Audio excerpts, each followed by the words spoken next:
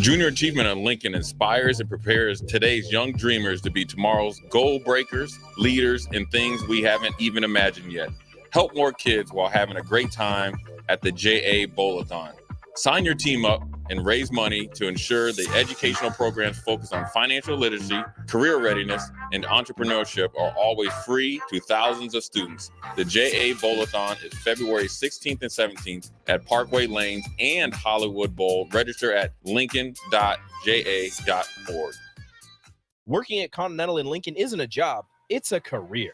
And right now, they've raised wages again, and they're hiring for production operators at $24.62 per hour, which grows to $28.97 per hour within 3 years. Skilled trade positions now start at $33.36 per hour, with opportunities to make more based on certifications. Continental also has salary jobs available and great benefits, plus medical and prescription costs at very low premiums. Dental, vision, and life insurance are offered at no premium cost to the associates, with increased bonuses and vacation for new hires. To learn more or apply, go to continentaljobs.com with keyword Lincoln. Come work at Continental today. 93.7 The Ticket, Fox, KFXL weather. Sponsored by John Henry's Plumbing, Heating, and Air Conditioning. Your Lincoln forecast for today, a chance of freezing rain this morning. Otherwise, fog and freezing fog. Today we'll see a high around 34. Tonight, a chance of freezing rain. Otherwise, fog and freezing fog expected with a low around 31. And tomorrow, a chance of rain and more freezing rain, more fog too. We'll see a high around 35. Meteorologist Kyle Clucker for 93.7 The Ticket and theticketfm.com. Golfing in 72 degrees and perfect conditions in Nebraska doesn't seem possible in the winter, but it is. Double Eagle Golf is your escape from the bone-chilling cold outside and a reason to keep your clubs out year-round. Book a bay with some friends for a weekend or come by for golf and happy hour on a weekday. Spring leagues begin in February. Get signed up today. That's all at Double Eagle Golf inside the Kinetic Sports Complex at West O Street. Online at doubleeagle.golf.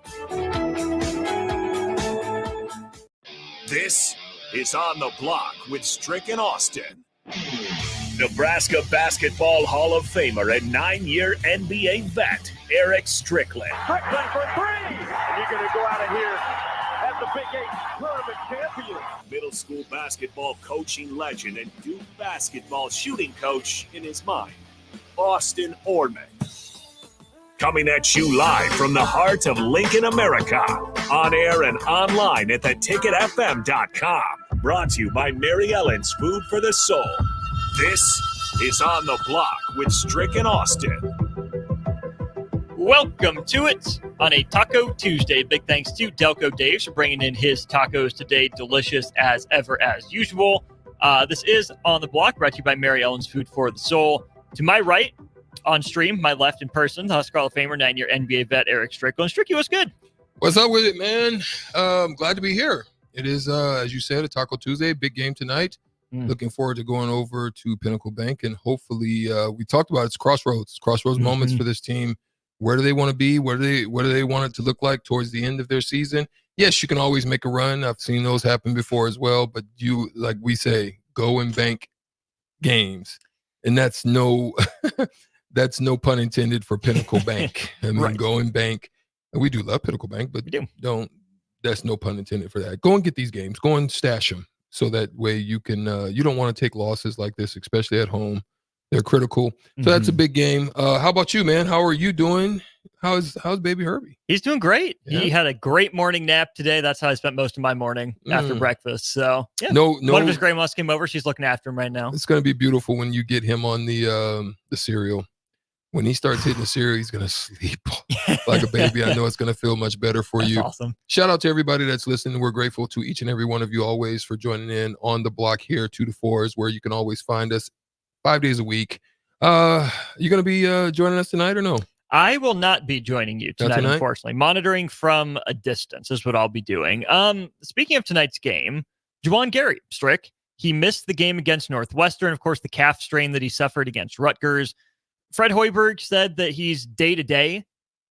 Calf strain strikes me as kind of a big deal to be day-to-day. You know, what's your experience with calf strains, and how long do those usually, keep guys limited? Calf strains are hard to monitor because it could be an escalation to other injuries, right? You got to think about where they sit. Calf sits between the knee and the Achilles and the feet. So one of the problems when you're dealing with injuries is you have overcompensation. So sometimes it can transfer up into the knee, trying to compensate and carry a lot of that because you're trying not to put as much stress and strain on that specific area, or it could carry down to the feet, where then you're looking at the Achilles carrying more of the strain, because what protects the Achilles is the calf. So the stronger your calf is, the more protection it is on the tendon of the Achilles. So you can have that issue, or it could be left leg transfer, meaning you're putting more weight, pressure, strain on the left side of it, which can create other injuries. This is what you don't want to do, right? So this is why it's important to make sure that you have load balance. Not load balance like the NBA says load balance. We're talking about body load balance. And the beautiful thing about the technology of the day, Austin, is they have ways to monitor and test that. Like I've went in and I've sat in with them and seen, just the things that they do in the technology and the computer systems. And they stand on these little things and they test how much pressure, weight is on your feet. And it's amazing the stuff that they have that we didn't have back in the day, right? We had these Cybex machines where we can strengthen certain areas. They could put a certain amount of strength and pressure, and you had to kind of do it a certain amount of times and a certain amount of minutes or something like that to test the strength of certain tendons, knees, and so forth and so on. But I love that now. And so I think they'll do well by figuring out whether or not there's going to be stress areas and timing on when he'll be able to come back and be well in it. For a player like Juwan Gary, I feel like that explosiveness, that change of direction, even that athletic pop is a big deal. So my question for you then, Strick, is should Nebraska, viewing where it is in the season, where you have to bank wins, you have an opportunity at home, should Nebraska be aggressive with Juwan Gary, try to get him back because he's an integral piece of this team? Or would you rather see Nebraska, push him, but not rush him, and you would rather see them like wait a game too long to bring him back, or would you rather see them bring him back maybe a game too early? No, I think you have pieces there. I mean, obviously there's times when watching last game, you and I together, we saw that Eli Rice got lost in some rotations. I think that's just because he's too quiet. He doesn't communicate enough or well, or is very vocal. And so therefore, we saw him got turned around a couple times, went at the same player, which cost some threes and stuff like that. I think you've got to let this young fella get some seasoning, because I think he can be an important piece for you down the stretch with his shooting ability, his physicality. He's one of the guys that actually can attack the rim and finish, right? Most of those guys, they've struggled outside of rink mass, maybe even Alec at times. Juwan definitely has the ability to do so, but I think he, even more than any of them, has the ability to do so. I think you want to get him some seasoning because he has that athletic ability, that physical body to become that. I think you have to force him to do it. Do you want to get on the floor? Like, I'd be looking him dead in his eyes. Do you want to get on the floor? Become him for us. Not him, be you. Right. But I need what he does out of you. If you can do that for me, you can get some things. You can get and put the accountability on him, the onus on him, whether it be in practice or whether it be in game. Show me. You know what I mean? If you want it, show me.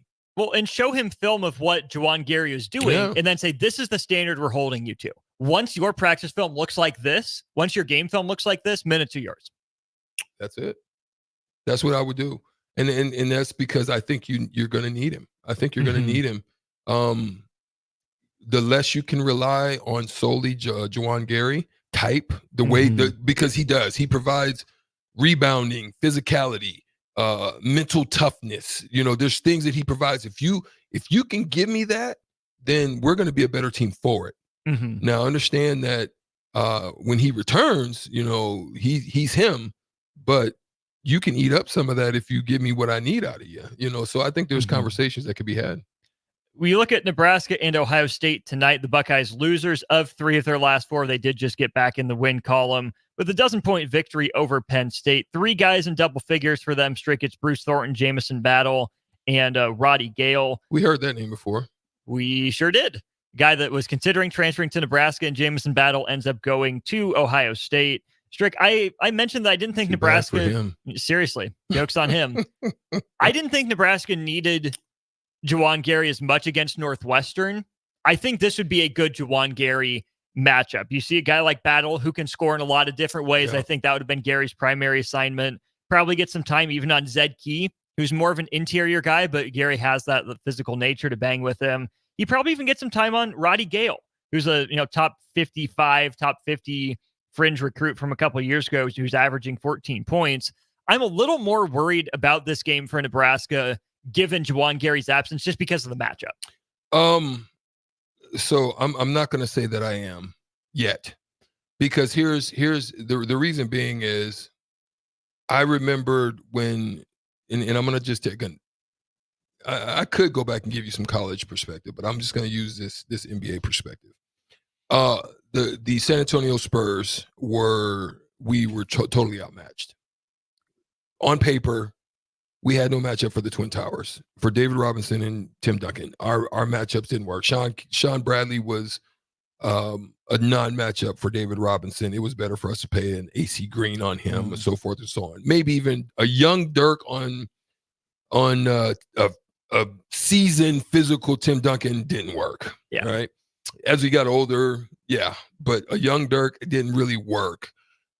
So throwing, something at them to take away that advantage is what we had to do. So we had to run them, and we had to be physical. And this is when they put me on Tim Duncan, right? I think Nebraska has the same ability to do that with this team, to create such a mismatch problem for Ohio State that you force them to adjust or try to adjust to you, taking them out of the advantage of what they do. And how you got to do that, you've got to be absolutely crisp on coverage, help, rotation, digs, all the areas that you're helping a teammate and you're scrambled out of it. Everything's got to be crisp and clean. You can do that, and then you can rebound, solidify by rebounding, and on the other end, put them at a disadvantage, because now you've got to cover me in the types of sets that we're going to be running, and I would be on the attack. Attack, not necessarily to score, because they're probably going to have an at-the-basket advantage, but an attack to basically find shooters. And you knock them down, you're going to force them to make an adjustment. I think that's the approach. To your point, the Buckeyes block about 5 shots per game. That's top 50 nationally. And as always, it'll come down to rebounding for this Nebraska team. Strick, Ohio State doesn't shoot it the best from really any level. They're good at free throw percentage. They don't necessarily shoot a lot of them, but rebounding, they're top 50 in the country across the board. It's a big front line. Key has torn Nebraska up a couple times. Akpara is a highly rated recruit. So again, I think it goes to what you're saying in that team effort. We do have a question on Boogie Coleman. We'll address that when we get back. I think there's a couple things going on with that. But when we get back, we'll also dive into a couple big nights from a couple bigs in the NBA. Karl Anthony Towns and Joel Embiid combined for 132 points between the two of them. What went into those performances, and what did different coaches think about those different performances? He's Strick.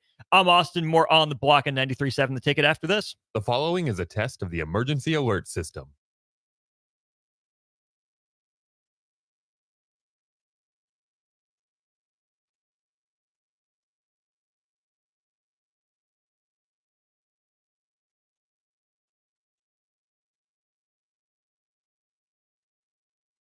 This is Brad with Midwest Bank, proudly serving our Nebraska communities for over 70 years. We're a community bank, making local decisions, supporting local organizations, and helping local businesses and farms succeed. We are dedicated to serving our clients and helping them meet their financial needs with sound, innovative banking solutions. From an array of checking and deposit accounts, cash management services, to small business, real estate, and ag lending. We're here for you. Your community, your bank, Midwest Bank. Find out more at MidwestBank.com. Member FDIC. Attention all Wings fans. 89-cent wings are back on Tuesdays at Buffalo Wings and Rings in Lincoln. Enjoy the best wings in town for boneless or traditional at a price that makes the whole family happy. And now at the Williamsburg Village Wings and Rings, you can enjoy $1.50 tall boys in Bud Light, Coors Light, Busch Light, and Michelob Ultra every day after 7 p.m. and all day on Sundays. Get to Wings and Rings today and make sure to stop by on Tuesdays for 89-cent wings. It's pro time, Nebraska. The Omaha Supernovas, your Major League Volleyball team, are about to hit the court. Mark your calendars for January 24th at 7 p.m. when we host the first ever Pro Volleyball Federation match against the Atlanta Vibe at the CHI Health Center. Witness world-class talent, including national champions and Olympians. Don't wait. Secure your single match tickets today at supernovas.com and become a part of history. Introducing The Outlet by Sartor Heyman. The Outlet brings you luxurious Sartor Heyman quality jewelry at unbeatable prices. Shop our expansive inventory of overstocked merchandise and a vast estate collection that just hasn't found its home yet. This is your chance to own stunning designer jewelry at a fraction of the cost. Elevate your style at The Outlet by Sartor Heyman, where luxury and affordability meet. Downtown at 12th and O or online at sartorheyman.com. At Union Bank, people don't have your money. Your money has people. First home people, investment people, people who answer the phone and your chats, dream car people, dream retirement people, driving your dream car in your dream retirement people, small business people, credit card people, and all the other people you need. At Union Bank, our people help you do more than you dreamed possible. So stop in and say hello. We can't wait to see you. Union Bank and Trust. Member FDIC.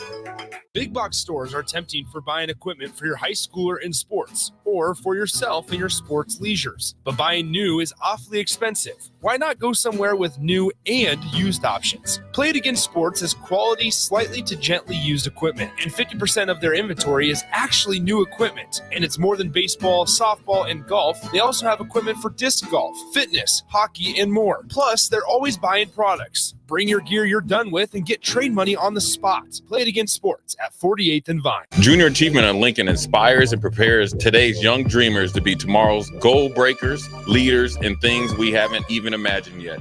Help more kids while having a great time at the JA Bowl-a-thon. Sign your team up and raise money to ensure the educational programs focused on financial literacy, career readiness, and entrepreneurship are always free to thousands of students. The JA Bowl-a-thon is February 16th and 17th at Parkway Lanes and Hollywood Bowl. Register at lincoln.ja.org. Not many businesses can say they've made it 60 years, but Madsen's Bowling and Billiards can. With 12 bowling lanes and the biggest pool room in Nebraska, where else would you go to enjoy an afternoon or evening? There's a great daily specials like $2 Tuesdays, games of bowling, shoe rentals, draft beers, and tacos, all just $2 each. Have a before or after your bowling or pool session, and you'll leave satisfied. Madsen's Bowling and Billiards at 47th and Dudley. 93.7 The Ticket, Fox, KFXL weather. Brought to you by Bryant Air Conditioning, Heating, Electrical, and Plumbing. Your Lincoln forecast for today, a chance of freezing rain this morning. Otherwise, fog and freezing fog. Today we'll see a high around 34. Tonight, a chance of freezing rain. Otherwise, fog and freezing fog expected with a low around 31. And tomorrow, a chance of rain and more freezing rain, more fog too. We'll see a high around 35. Meteorologist Kyle Clucker for 93.7 The Ticket and theticketfm.com. Hey guys, Jake Sorensen here from Early Break. The garage door at our house has been needing replacement for a couple years, and a few months ago, we finally did something about it. Steve's Garage Doors and Services was great through the whole process in providing options and also going to the next level to get a door that was approved by our HOA. And best of all, the removal of the old door and installation of the new door was done smoothly with no issues. Call Steve's Garage Doors and Services today at 402-480-2840. Working at Continental in Lincoln isn't a job, it's a career. And right now, they've raised wages again, and they're hiring for production operators at $24.62 per hour, which grows to $28.97 per hour within 3 years. Skilled trade positions now start at $33.36 per hour, with opportunities to make more based on certifications. Continental also has salary jobs available and great benefits, plus medical and prescription costs at very low premiums. Dental, vision, and life insurance are offered at no premium cost to the associates, with increased bonuses and vacation for new hires. To learn more or apply, go to continentaljobs.com with keyword Lincoln. Come work at Continental today. Now back to On the Block with Strick and Austin on 93.7 The Ticket and theticketfm.com. We're back here on the block. Austin Norman, Erick Strickland with you, diving into the NBA corners and knowledge of Erick Strickland's brain here in this segment for Teach Tape Tuesday. If you haven't seen the highlights from last night, they're pretty unmissable. Had a lot of big games. You had Kevin Durant had the mid-air adjustment game winner for the Suns. Well, the comeback alone, right. That game is phenomenal. Right. So go check those highlights out. Jason Tatum put up a line you haven't seen before in NBA history. He's my boy. I'll claim him on that one. You see the referees, just the way that... No, what'd they do? No, I mean, not too long ago, I think with that a game, they threw Jason Tatum out. I missed that. Yeah, they kicked him out of the game. And I got a chance to watch it. Sometimes I got a chance to really observe how, and being a referee, they always say we have tools. Like they give you tools in which to address, handle players, coaches. If you need to escalate, if you're seeing a game kind of getting out of whack, mm-hmm. you can tighten. We just say, we're going to tighten up, meaning we're seeing things getting, me against you, verbal. I'm, possibly into where it could get rowdy. We start tightening up and maybe put more fouls quicker, hands. And if you're bodying and you're doing things, we're quick on them. So we'll more hit you. So there's ways to address, and you kind of got to have a feel for all of that. And there's been some fouls, and the players have a right to be upset. I think there was one, they showed a couple of them where Jason Tatum basically was saying, I've been fouled 3 times and not once you have this specific guy he was addressing. Have you not called anything? And they started showing replays, and they're like, oh yeah, wow. He has a point, you know what I mean? And then the referee gets his, feelings hurt. Yeah. Great. Help your boy. Because I was about to possibly say something where people might have called on me. Got his feelings hurt and got all in his feelings, and went in his corner and started crying a little bit and threw him out, and those are the things. No, I think one of the things me as a referee, Austin, and I'm sorry, I'm not getting too far off topic, but I wanted to address. Good, yeah. I could at least admit if I missed it. Mm-hmm. And I think that gives you more respect with players than anything. You know what? I've missed it twice, Jason. You're absolutely right. But here's what I'm going to do. I can tell you this. I'm going to go in at halftime. I'm going to take a look at those specific plays that you told me, and I'll come back to you and I'll deal with you directly about it. Okay, is that cool? Mm-hmm. All right. And go on about your business and continue to ref the game as if there was no issue. Go do that. Watch those specific plays if you get them to pull them up, because they have more resources to do that than most situations, like in high school or in college. And then come back and say, you know what, Jason, I missed it, my boy. I'm sorry. I'll have to. I'll need to do better. And but you're right. I did. I totally missed those. And at least he can respect you about it. Coming to him now, he may not be mad. He'd be like, "Yeah, I told you." He might, say, "Screw you," and you got to take it because you missed it. And I think that's the difference about the way that you deal with people and so forth, so forth and so on.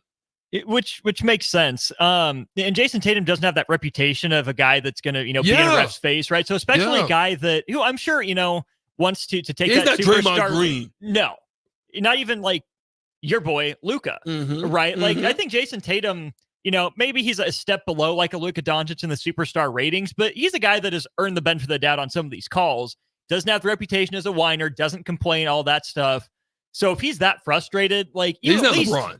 No, not even close. You at least owe him, taking a look at it before you write. Yeah, you write him. Right. And you see the coaches now. It's I don't want to say it's a rebellion, but I can tell you they're starting to kind of come together on it. I mean, I would say you're probably hearing more than I've ever heard coaches addressing referee situations in football and basketball more than I've ever seen in life. And I'm glad I'm not. I'm like the stuff I'm watching now and the way the stuff that people are getting away with and not calling. And I'm like, I'm so glad I didn't go through G League and NBA. I didn't want none of that.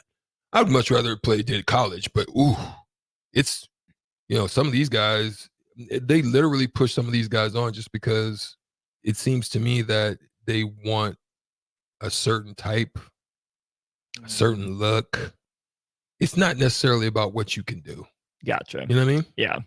And that's where I think the league has tried to address how coaches, speak about refereeing, but the fines aren't stopping coaches anymore. And Strick, the other thing the NBA's tried to do, the last 2-minute report. Yes. Right? Those have not helped at all. No. They still do them, but they haven't helped at all Yeah. because what we see is refs sticking up for each other instead of saying, yeah, we missed this call. It's, this is why this is the correct call. If you look at this technicality or how the game's been played, the measures that they've taken to try to address that haven't come close to working. No doubt about it. And there was one that was so egregious, Austin. I just had to mention this before we move to the topic of the day.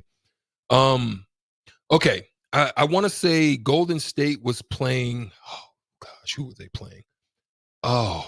Maybe Memphis. I can't remember exactly. But defender was defending.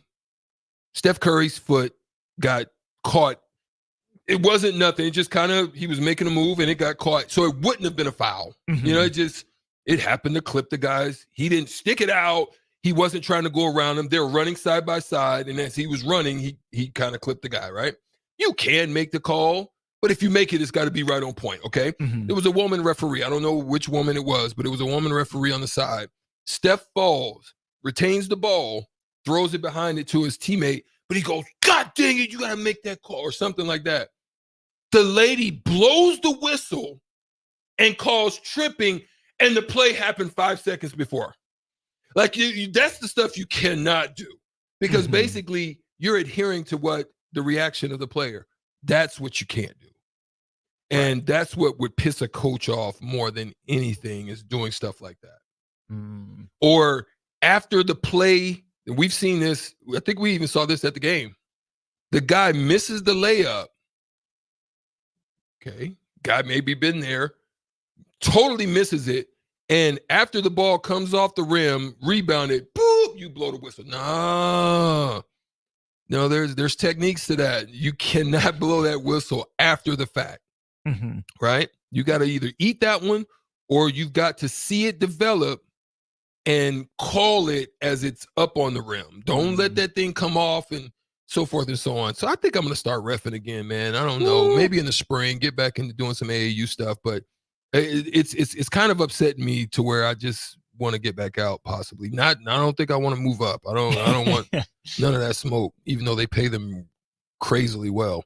Run around these Lincoln Omaha gyms for an hour or two a night, call it good. Yeah. Just get back. It keeps you in good shape too, man. Sure. I mean, you really do. You get to run up and down and keeps you in good shape because I don't want to play. I don't want to be like my brother Bruce and end up with 2 Achilles tears. I don't want that smoke. We're keeping you off of Bellevue West and Bellevue East games at the very least. No. Yeah, they won't let you do those. Even though we know you're a man of integrity. I'm a man of integrity. They would never let me do a Nebraska game. Right. That's just how they are if I happen to do college again. But yeah, that's how it goes. So last night, Karl Anthony Towns, Joel Embiid both go off. Let's start with Joel Embiid because we'll have a clip I want to play about Karl Anthony Towns here in just a minute. Was what you were going to. I would much rather have started with him, but I understand your point. We'll get the Embiid stuff out of the way here real quick. 70 points for Embiid, career high, breaks Wilt's record for the Sixers. He does it on 24 of 41 from the floor and 21 of 23 at the free throw line. Also adds 18 points, 5 assists, a steal, a block, and a turnover. This is the game against Wemby? Yep, game against Wemby. Welcome to the league, Vic. Welcome, young fella. It is a great game to have for the young fella because it's get yourself in the weight room. If you're going to be totally effective, you're going to play center. That's what we want to do. You're going to have to get in the weight room, young fella, and you need to get in there and start eating. We used to have this problem with Mikey Moore. Now, Mikey handled himself very well. I got to say, he strengthened himself up, but the freaking dude could eat like a horse and not grow any weight. I think KD's probably the same. They can go and eat to their, almost puke and still don't gain weight. It's just something. It's in you too. You guys got that super metabolism stuff. In me, I had to be careful. Me and guys like us, me and Badge and guys like us had to be careful about how we ate. But that young fella got murked. And I mean, Embiid did what you like, how you like, where you like, and when you like. It was a digital underground session going on that court. It was hesitation, pulls, turns, half spins, little bit of Hakeem, Hezzy. Just the Hezzy pull worked him over. He probably hit for about 30 on Hezzy pulls.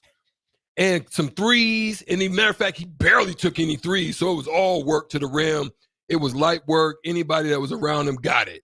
And they tried to switch guys off of him and put different guys on him. It didn't matter. He gave it all to him. Everybody could get that work. And it's not like Wemby played terribly, right? I mean, he had 33 and 8 and 5. Like that's a solid night. But when you compare it to 17, 8, 5, 1 and 1, and you see the physical difference, like Joel Embiid's a top 10 player in the NBA. No question. If that's where Wemby wants to get to, that's the tape you're watching again and again and again. Like Wemby has advantages over Joel Embiid. He just couldn't use them last night because Joel Embiid is that much more mature, just that much more polished, and just a stud. Joel Embiid has done a great job of maturing too since he's gotten into the NBA. I think Strick, remember him getting on Twitter, trolling people. He's still got a little bit of that in him. But speaking of maturity, here is Minnesota Timberwolves head coach Chris Finch on his team, not just Karl Anthony Towns, but on his team after Cat's 62-point night against the Hornets last night.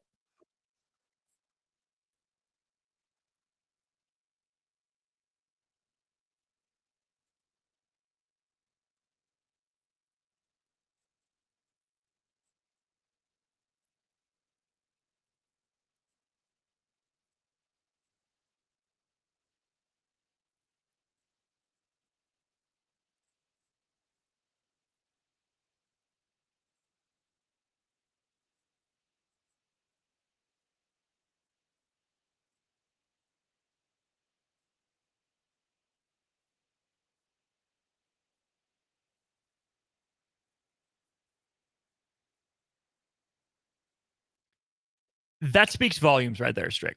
What do you make of that quote? So here's the thing. You're at the top of the West. That is the type of stuff that can absolutely destroy you when it matters.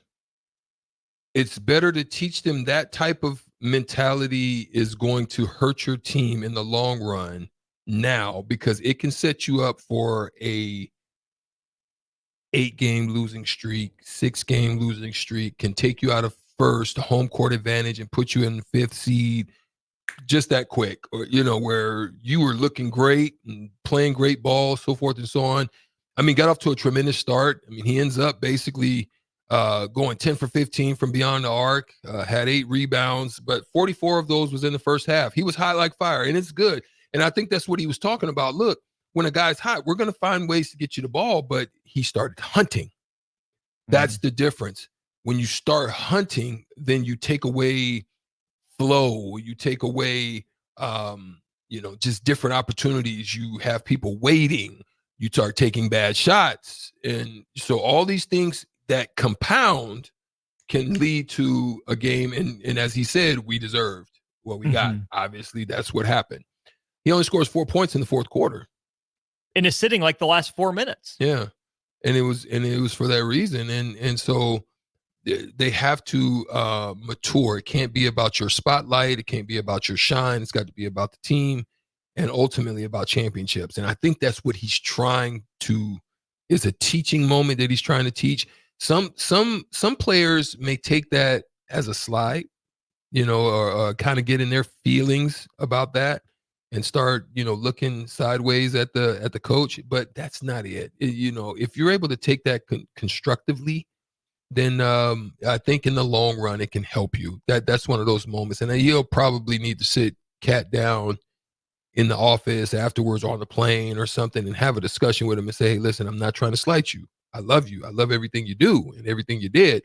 But at the same time, we need to have a discussion, because in the long run, that can hurt us. I need you to do it in a mature way. I needed to do it in an effective way, not in a hunting way. I don't want you hunting shots, because hunting shots can get you hurt. You could get away with that back when you were first drafted, when the Timberwolves were bad. Yeah. But now they're, like you said, the top of the West. You have another superstar alongside you in Anthony Edwards, who only took 11 shots last night. Now, 3 of 11, not great, but Anthony Edwards needs to take the second most shots on that team. He can't be just the only guy in double-figure shots, though. Anthony Edwards is a stud. Jaden McDaniels deserves his shot. Even Rudy Gobert to some degree. But to the point of deserving what they got, the Wolves were up 15 points on the Hornets. As bad as Detroit is, as bad as San Antonio is, Charlotte is neck and neck with them. Yeah. They just traded Terry Rozier to the Miami Heat earlier today. Like the fire sale is beginning in Charlotte. There's not a lot going on there. You get up double-digit points on that team, and I know comebacks are easier now in the day and age of the three-pointer where it's so prevalent. And the clock. But you're the best team in the West. You're up 15 points. That's Pound Town. How do you not close? That's Pound Town. Because you're immature. It's Pound Town. Like, we go and we do everything because guess what? Adjustments have to be made. When a player is going off like that, adjustments have to be. You saw they San Antonio tried to do everything but empty the kitchen sink and the dishwasher and the cabinets, trying to figure out how to stop Embiid, right? When you're in a situation like that and there's nothing no one can do with you, okay, you can understand, continuing to feed the monster, right? Feed me, Seymour. You can understand that. But when things start to shift, it's a mature level to understand the shift. It's a mature level to understand the adjustments that are going to be made on me. He's a uniquely different type of player than Embiid is. See, Embiid can do it all around that thing, which makes him more dangerous. Cat, mostly from three, little bit of drive. He's not really going to do it with his back to the basket, so it's going to be a lot of perimeter dominated stuff. But that's when you do tag team. That's what tag team wrestling's, right? Sure. You kind of go hard on a guy, you beat him up, a couple of elbows, get him with the choke move. You pull him away from the other side, bop, bop, beat him down. He's doing the reach move, trying to get to his guy. You go over there, tag your guy, Ant Edwards. You know what I'm saying? But see, Ant got so out of sorts because he really wasn't in flow. Right. So, that's why. And it's understandable, but that's the maturity of it. I got to get Ant going. I got to figure out a way to get Ant going. They're going to be doubling me. Let me figure out how to use that to get somebody else. Let me use that to get Rudy Gobert a little taste. You know what I'm saying? I need to spread that wealth. Because if they get going, it'll be easier for me to keep going. There you go. That's what I'm talking about. The other part I think is crucial for Chris Finch and the message he delivers, Strick, is that it was a one-possession loss. You didn't have to change everything you were doing, but here are one or two possessions that we bank this win, and we're not looking back at the end of the year saying, what if? If it was a 10-point loss or they were just off that night and Karl Anthony Towns was the only thing they had going, okay, whatever, those nights happen in the NBA. But they lost this game. They're up 15 by one possession. If they turn things around one possession sooner, who knows if they win? Yeah, there it is. Good point. Let's play the shootout. Let's do it. You take on Strick. $30 to the Upside Bar and Lounge is the prize today. 402-464-5685. Call now. We'll play the game when we get back. Introducing The Outlet by Sartor Heyman. The Outlet brings you luxurious Sartor Heyman quality jewelry at unbeatable prices. Shop our expansive inventory of overstocked merchandise and a vast estate collection that just hasn't found its home yet. This is your chance to own stunning designer jewelry at a fraction of the cost. Elevate your style at The Outlet by Sartor Heyman, where luxury and affordability meet. Downtown at 12th and O or online at sartorheyman.com. My dream was to work in commercial banking, but it required a college degree and I didn't have one. I found out that Doane had classes for adult learners on the Lincoln campus and online. So I earned my bachelor's degree, and 5 months later, I landed my dream job. I decided to continue my education, and now I'm working on my MBA at Doane. For me, the Doane experience has been life-changing. Ironhide Construction is hiring. They're looking for hardworking, self-motivated individuals who are team players. Ironhide Construction has openings for an experienced project manager, estimator, apprentice, skilled laborer, and erector or installer. They will train the right people and make sure you understand the position and requirements. At Ironhide Construction, it's own it, be honest, and do it right. Apply today and learn more about their other benefits at ironhideconstruction.com, where they're committed to you every step of the way. Are you looking for a new spot to relax and unwind? The Post, located on the south side of the Telegraph District on the corner of 20th and N Street, is perfect for a group hangout or a relaxing evening. The Post has plenty of exciting events open to the public, like Whiskey Wednesday and poker tournaments on Sundays. Looking for a spot for a private event? Ask them about their indoor patio. The Post, located at 20th and N Street in Lincoln.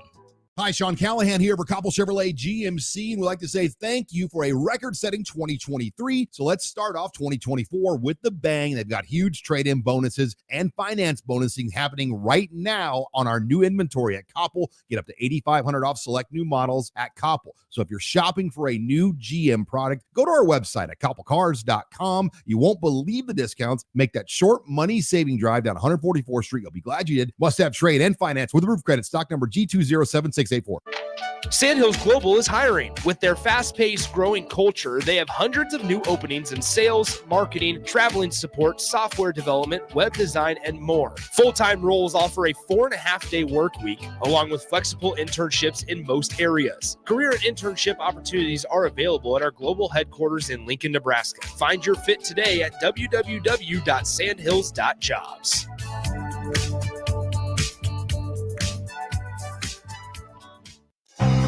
Integrated Life Choices has been inspiring opportunities for individuals with disabilities for more than 15 years in Lincoln and across Nebraska by offering a number of services. From group homes to independent living resources and job training, you'll find the support that allows people to live fulfilling lives. They're also hiring. If you're looking for a rewarding career supporting people with developmental disabilities, you can check out open positions along with learning more about services at ilc.net. Integrated Life Choices. Not many businesses can say they've made it 60 years, but Madsen's Bowling and Billiards can. With 12 bowling lanes and the biggest pool room in Nebraska, where else would you go to enjoy an afternoon or evening?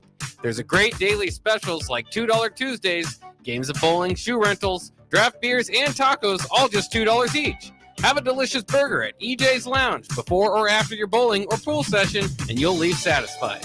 Madsen's Bowling and Billiards at 47th and Dudley.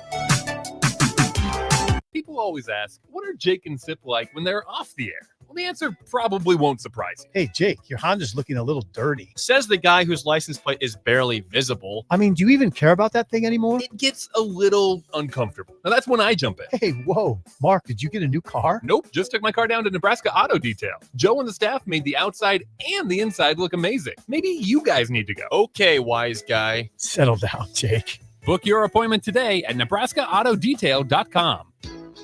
Southeast Community College invites you to check out our spaces ahead of your official campus visit. Our virtual campus tours let you see our campuses and learn more about our programs of study. Then you can schedule your individual visit in person or virtually.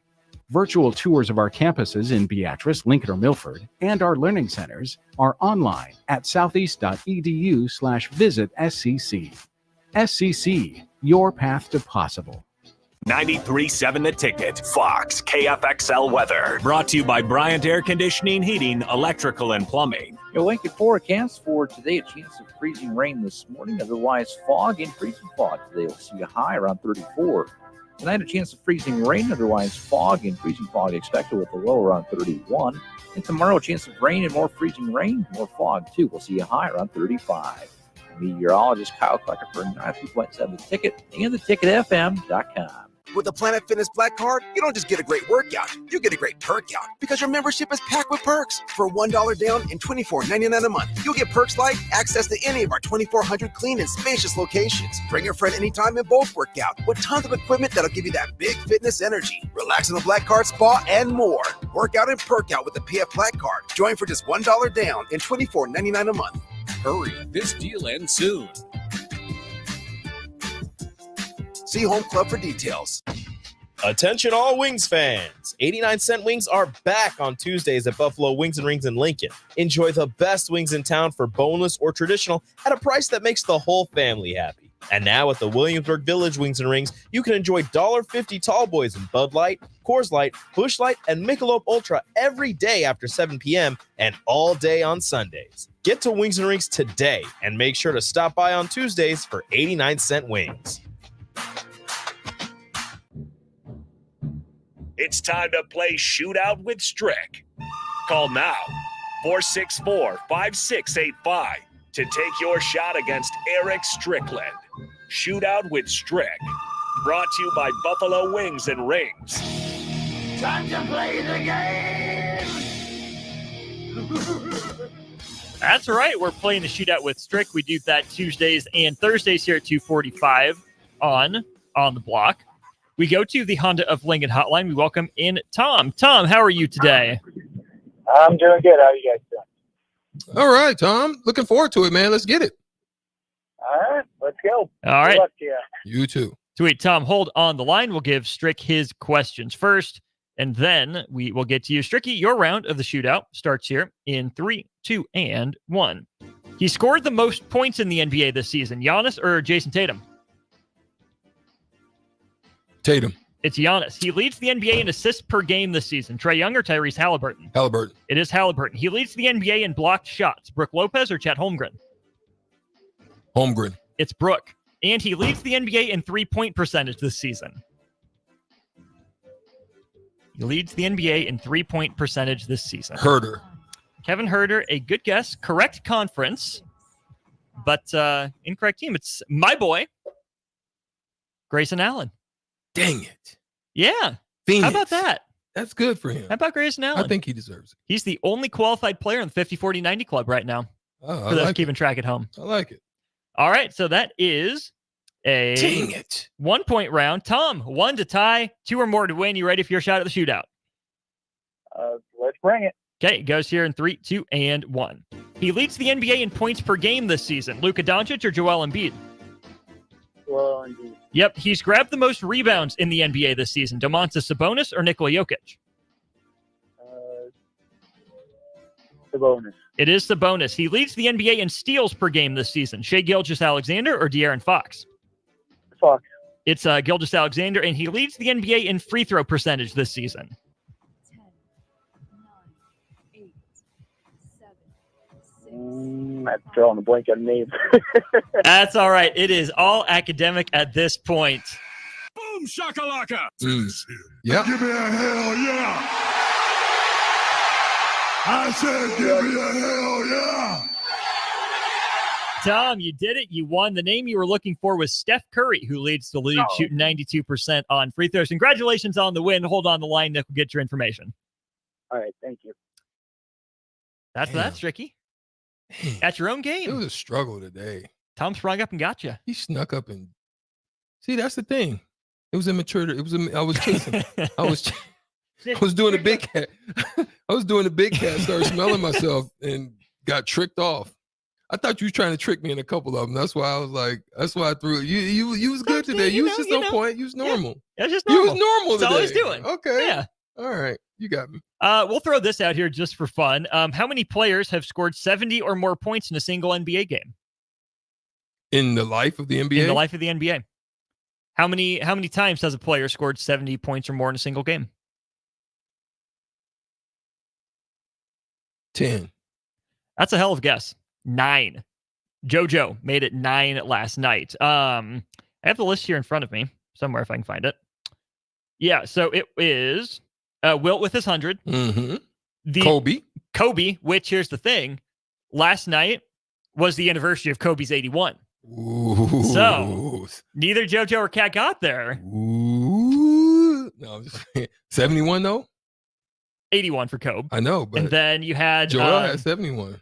JoJo just got 70. Oh, it was 70. Tied with Devin Booker, who hit that in 2017. Mm-hmm. You had David Thompson get 73. Dame and Spida both went for 71 last year.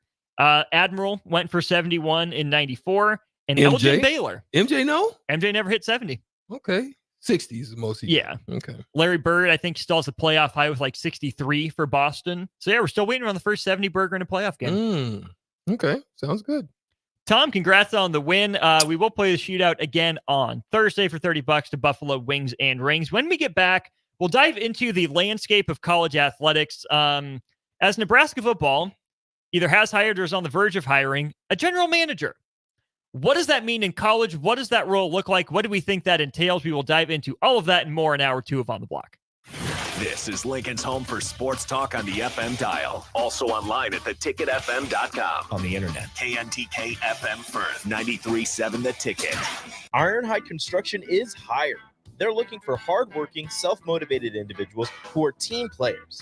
Iron Height Construction has openings for an experienced project manager, estimator, apprentice, skilled laborer, and erector or installer. They will train the right people and make sure you understand the position and requirements. At Iron Height Construction, it's own it, be honest, and do it right. Apply today and learn more about their other benefits at ironheightconstruction.com, where they're committed to you every step of the way. If you're not going to Memorial Stadium for a home game and don't have any travel plans for away games, there's a great place in Omaha to catch the action, the Inner Rail Food Hall. There's plenty of space. The Backstretch Bar has amazing game specials on game days. $15 Blue Moon and Bud Light pitchers, $6 margaritas, and $6 Moscow Mules. And if you're hungry, take in some of their great options from their game day pizza specials. Do football game day right in the Inner Rail Food Hall in Exarban Village in Omaha.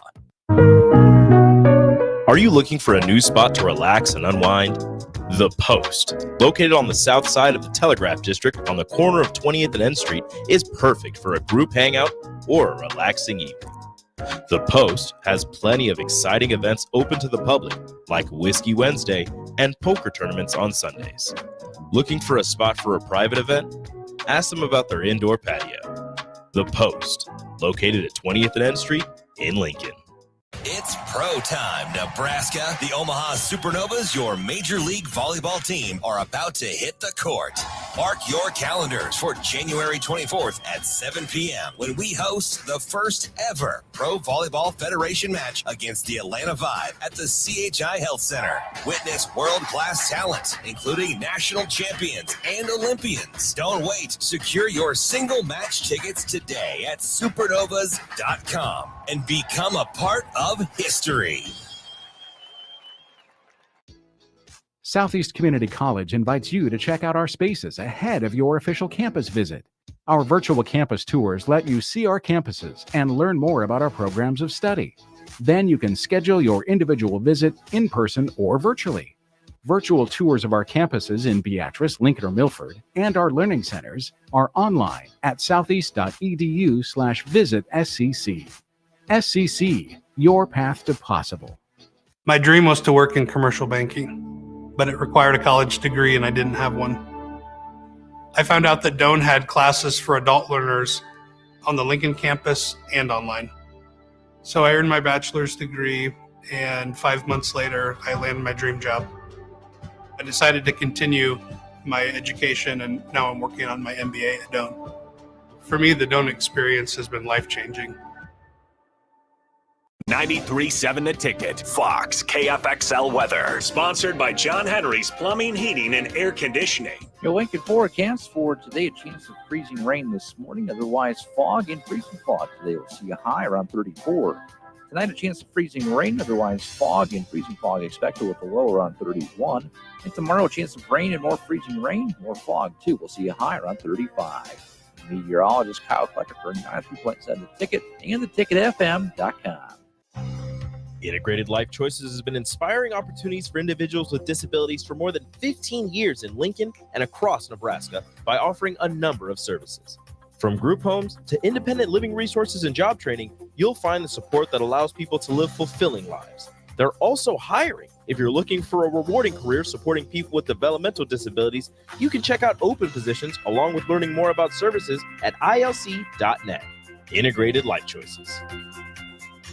I could write a commercial telling you how great waffle weekends are at the chocolate season. Or I could just have Rico read you the menu. Banana Nutella. Nutella topped Belgian waffle with homemade whipped cream, chocolate chips, and freshly sliced bananas. Baconator. Buttermilk waffle with bacon slices tucked inside, topped with salted whipped butter, caramelized pecans, and pure maple syrup. Waffle weekend brunches at the chocolate season. PB&J. 40th and Old Cheney or online at thechocolateseason.com. Finally, a good reason to have a smart house. Just say, Alexa, play 93.7 The Ticket, and we'll magically start playing. How's it work? Nobody knows. Don't ask questions.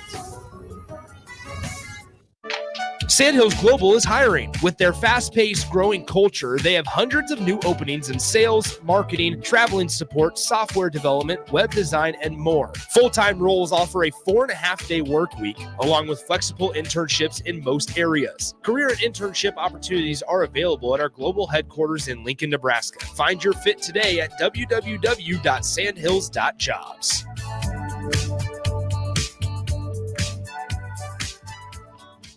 This is On the Block with Strick and Austin. Nebraska Basketball Hall of Famer and 9-year NBA vet, Erick Strickland. Strickland for three! And you're going to go out of here as the Big 8 tournament champion. Middle school basketball coaching legend and Duke basketball shooting coach in his mind, Austin Orman. Coming at you live from the heart of Lincoln, America. On air and online at theticketfm.com. Brought to you by Mary Ellen's Food for the Soul. This is On the Block with Strick and Austin. Here we go once again. It is On the Block. It is Taco Tuesday. I think I might have to go and partake in a little taco action somewhere, somehow. Don't know where yet, but I think I might have to do a partake before I go over to Pinnacle Bank Arena to watch the Huskers take on. They're taking on. This game is against not Maryland. Correct. That's the next game. Also red. Ohio State. There Gosh, you go. dang it. I knew it was them too. You were on it. Listen, there's some things that are happening there at the Memorial Stadium. They're adding something that we probably only heard from one or two teams, maybe in the collegiate ranks.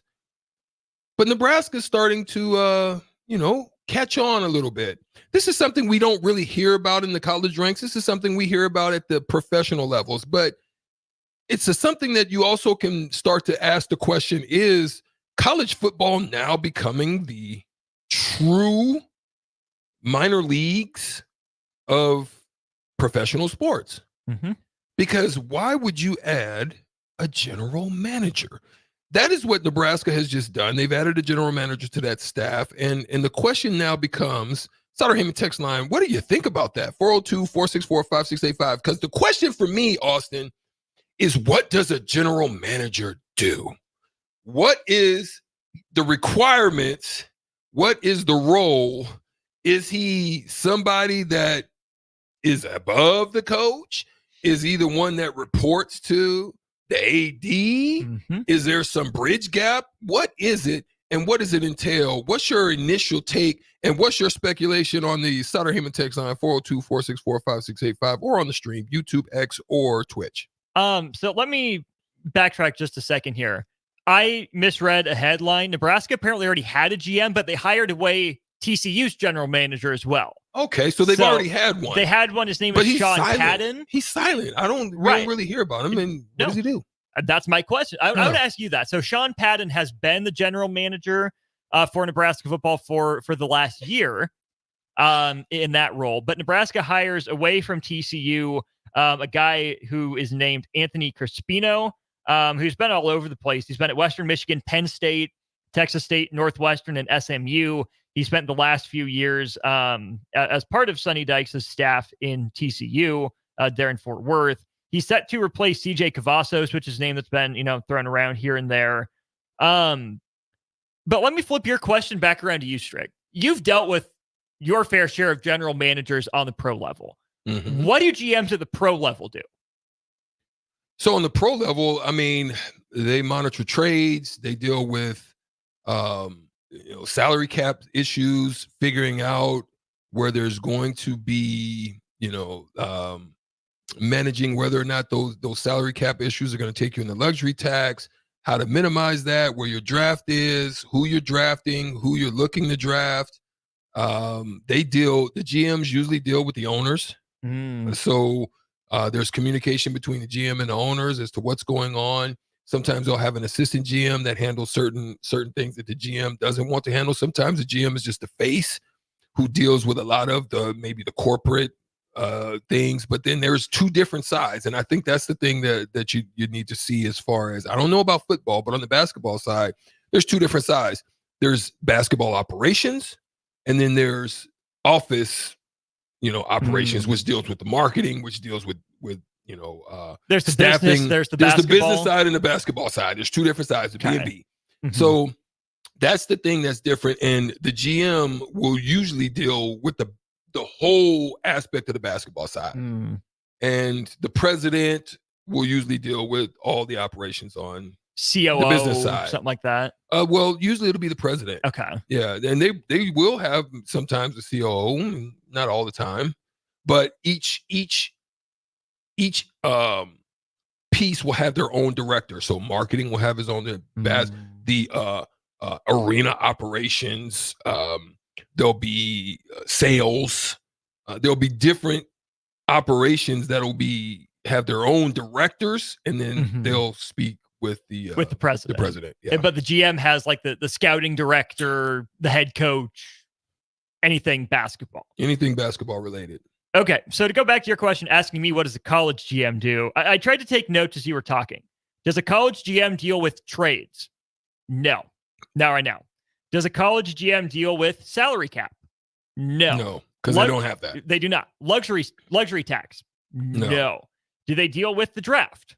No. But I think they might deal with recruiting, which is scouting, yeah. Right? So there's a little tie-in. They deal with the owner to some degree, right? I mean, I don't think they would report directly to the regents, but I think to me, Strick, the biggest question is, what is that power structure?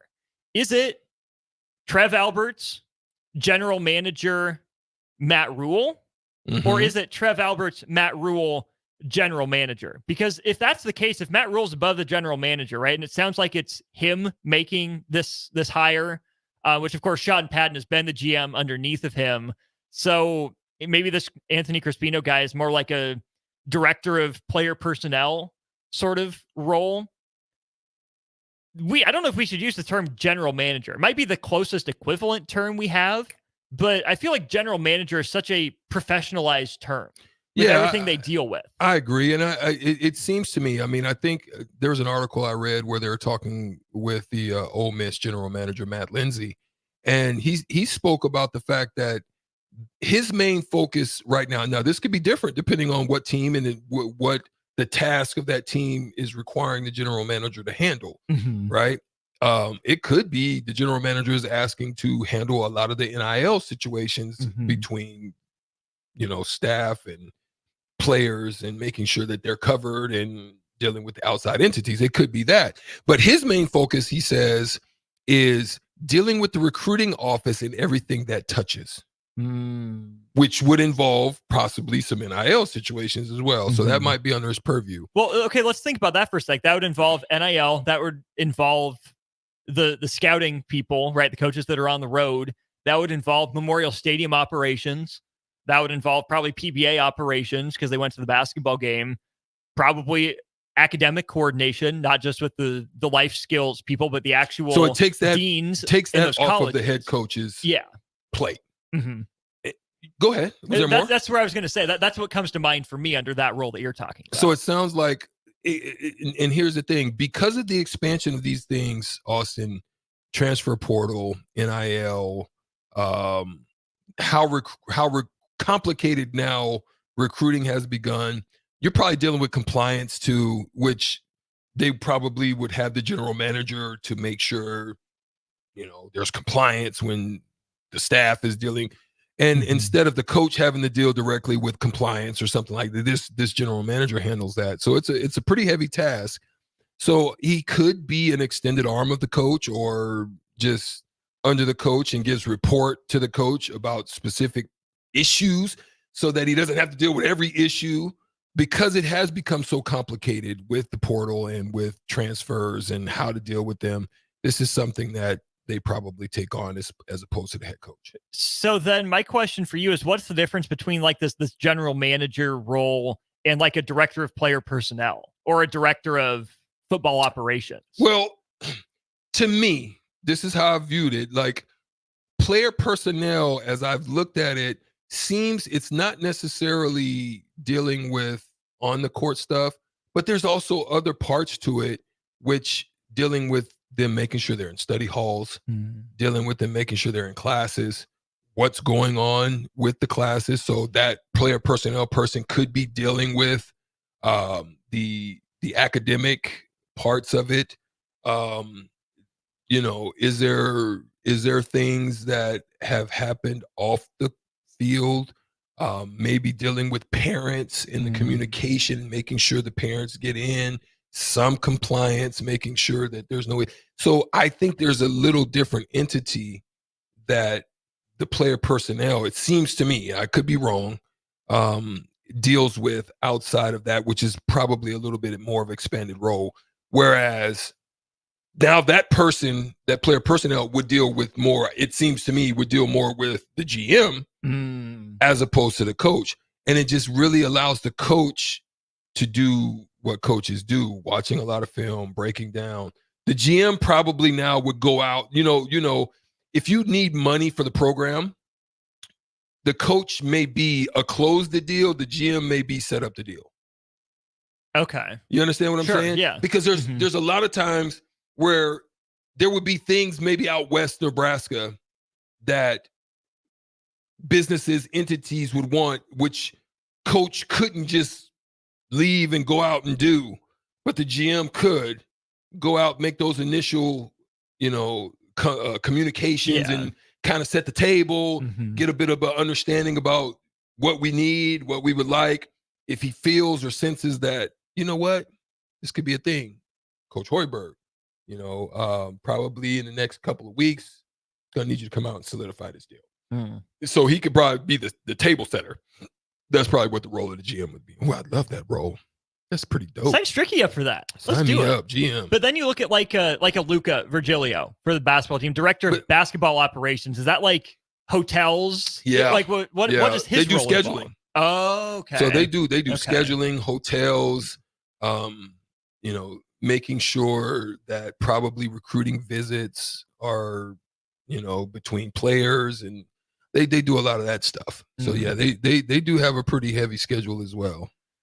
Which all of that sounds to me like they have to be people the coach can trust, right? You can't just have anyone in that role, which is where I like that. Like that Padden guy has had a, you know, pretty good relationship with Matt Rule in the GM role. I'm sure there's some behind the scenes connections with Crespino. It probably doesn't seem like a role you just hire someone away from randomly without knowing you can trust them for sure. But regardless of what the position is, Strick, I think it's a good sign to me that Nebraska is adding positions and adding more hands on deck. There's a point where there are too many cooks in the kitchen. There's a point where, you know, there's bloat in administration. It just doesn't become worth paying all these guys to administer something little. But especially if the general manager and even to some degree that director of player personnel are that heavily involved in recruiting, I think that can only help Nebraska to make the recruiting operation that much better, to get more eyes, more places, streamline it, make it smoother, and just make it better, right? Can you make it 10%? Can you make the experience for recruits 10% better? We know we just had Nick Saban retire not that long ago. The first conversation he had was everything in this building is about recruiting. Everything in this building is about the perception of this program. It means something when prospective student athletes and their families walk in the door. Matt Rule seems like a good recruiter, seems like an honest, down-to-earth guy that you'd like to have a conversation with. But he can't be involved. Fred Hoiberg can't be involved. John Cook can't be involved in every single little step, minutia detail of the recruiting process, right? I'll ask you about your experience, like even with like Coach Nee recruiting you. I know you said you're an easy recruit, but Coach Nee wasn't the only person you talked to in recruiting, was he? No, it was initially Lynn Mitchum, and then, you know, pretty much transferred over to Jimmy Williams. But at the same time, to me, that position is like the COO of a company. You understand? The CEO is the face. The CEO is the messenger.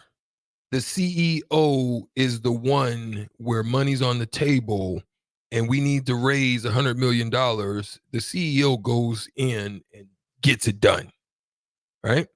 The CEO is the extended arm. They're like one in one. What the CEO, the vision of the company, the vision of Nebraska football, the vision of Nebraska, that's Matt Rule, CEO. The GM would be the implementer. So the CEO is the visionary, the COO or the GM would be the person that implements the plan. He's the one that makes it happen from what he sees, right? That's what it would seem like to me. That's what companies do. The COO is probably one of the most important people in the company, not necessarily the CEO. A lot of times it's the COO because they're the implementer of the vision. So to me, they understand, this is why relationships are important. They understand what they want to accomplish, and they put the mechanisms in place to make happen what coach sees. So if Rule CEO is the brain, the GM COO is the heart, the backbone? I would say is the nerves, is the everything that makes the body do work. Body things. Yeah. Right? Okay. The brain, it's the nerves that tells, it's the nerve center that tells what area the hand to go and get, the foot to go and kick, the body what to eat. That's what it would seem like to me. Greg from Lincoln chimes in on the text line 402-464-5685, sponsored by Sartor Heyman Jewelers. Sounds like it's a make up a title kind of thing to get a good football guy into the system. Cool. Fine. Go for it. Right? I mean, I'm not huge on, like I said, administrative bloat, just hiring guys just to hire them. But Strick, Nebraska football can't afford to get it wrong anymore. Right? There is no cap, as far as I know, on the number of analysts you can have on a roster. Right? That's why I think if you can get a lot of good coaches who are looking for like a year pit stop, a year reset, you can pay them, pretty, I don't say significant money, but, according to their value for 1 year, you will probably get more out of that person in the long run than you end up paying them. Same with a position like this, where, yes, I know the salary will likely go up year over year, but if you can have a trusted person in charge of something so vital and important to the success of a roster, you absolutely make up a title and go get someone that you think is going to help you win. Don't you? Yeah. I mean, I just think there's a lot of moving pieces and a lot of parts now with the additions of some of these things that we didn't really expect to be so massive in the sports, in the collegiate sports realm. I think it's just adding another piece to try to alleviate some of the pressures. And not every program is going to have the ability to do it. Right. Let's just be honest about it. Well, I remember on the college basketball front, I mean, Duke and Villanova, I think, were the two first schools that hired a general manager, which makes sense. Duke with the big Nike partnership, as big as that brand is on social media, players coming in and out on a year-to-year basis, that's a program that needs a GM. I think Kentucky's gotten on board with one. Villanova under Jay Wright, I think that meant something. But I want to go to Notorious B.I.B. on the text line. He says, I feel the hiring of a GM is meant to take the pressure off of Trev Alberts with all the NIL that's happening. This goes back to, I think, what we were saying earlier, Strick, where I think the GM role is under Matt Rule. Maybe it is below Matt Rule in the pecking order. Maybe it just, like you're saying, takes a lot off of Matt Rule's plate, so he checks in with Matt Rule, but a lot of the communication goes to Trev Alberts. But in that case, why not just call them an associate athletic director? If you're taking stuff off of Matt Rule's plate, it's got to be a football title. If you're taking stuff off of Trev Alberts' plate, that's where I think the associate AD title would come into play. I think you're right. Yeah. That's what I'll say. Notorious B.I.B. So, Stricky, DP yesterday in Old School kind of sprung something on Jay and I. Nebraska basketball all-timers. He said, give us your first 5. I, of course, had to do more than that. I put together my all-time Nebraska men's basketball team, 14-man roster. I want your thoughts on my team construction. Okay. The strengths, the weaknesses, everything in between. We'll do that when we get back to On the Block. If you're not going to Memorial Stadium for a home game and don't have any travel plans for away games, there's a great place in Omaha to catch the action, the Inner Rail Food Hall. There's plenty of space. The Backstretch Bar has amazing game specials on game days. $15 Blue Moon and Bud Light pitchers, $6 margaritas, and $6 Moscow Mules. And if you're hungry, take in some of their great options from their game day pizza specials. Do football game day right in the Inner Rail Food Hall in Exarban Village in Omaha. Rosie Sports Bar and Grill. Open for lunch and dinner at 10th and P or at 1501 Center Park Road. It's Pro Time Nebraska. The Omaha Supernovas, your Major League Volleyball team, is playing in the first ever Pro Volleyball Federation match on January 24th against the Atlanta Vibe at the CHI Health Center. Be a part of history and visit supernovas.com to secure your single match tickets today. 93.7 The Ticket, Fox, KFXL weather. Sponsored by John Henry's Plumbing, Heating, and Air Conditioning. Your Lincoln forecast for today, a chance of freezing rain this morning. Otherwise, fog and freezing fog today. We'll see a high around 34. Tonight, a chance of freezing rain. Otherwise, fog and freezing fog expected with a low around 31. And tomorrow, a chance of rain and more freezing rain, more fog too. We'll see a high around 35. Meteorologist Kyle Clucker for 93.7 The Ticket and theticketfm.com. Hi, everyone. Kendall Warnock, A1 Automotive in downtown Lincoln. The last few years have been wild, but we've been here for you through all the ups and downs, and we'll be here for you when you need us the most, for all your travels and for your day-to-day driving. With winter conditions causing problems all over town, the last thing anyone needs this year is constant car troubles. Let us help you drive in peace and make sure you drive to work and to winter destinations safe. A1 Automotive, 11th and L Street downtown, always honest answers. Hello, this is Mary Pat Waite. I've had the privilege of working with Lincoln families as their realtor for more than 31 years, and I'm so proud to be associated with MP Dodge Real Estate. For me, your transaction is unique in its own way. My experience allows me to bring you trusted care and a really great outcome.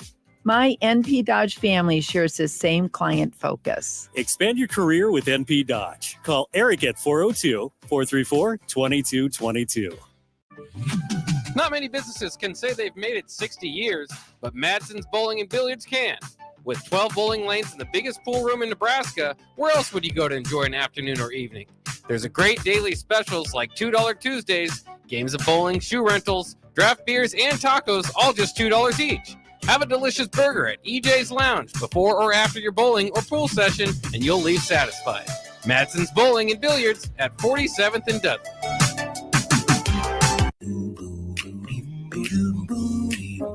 John Henry's would like to remind you, if you haven't already, to unhook your outdoor hoses and check faucets for leaks so your pipes don't freeze. As the official plumber of the Huskers, you know who to call when a plumbing issue arises. From frozen pipes to clogged drains, we can help you protect your home this winter. Give John Henry's a call today to schedule at 435-5555. John Henry's Plumbing, Heating and Air. A lot of work goes into making Nebraska, Nebraska. Keeping it green. Helping it thrive. Making it fun. Everything that goes into caring for our outdoors, from waters to wildlife, plays a big role in making Nebraska home. Learn how we help conserve our state's natural resources at outdoornebraska.org. Paid for by Nebraska Game and Parks. Aired with the Nebraska Broadcasters Association and this station. My dream was to work in commercial banking, but it required a college degree and I didn't have one.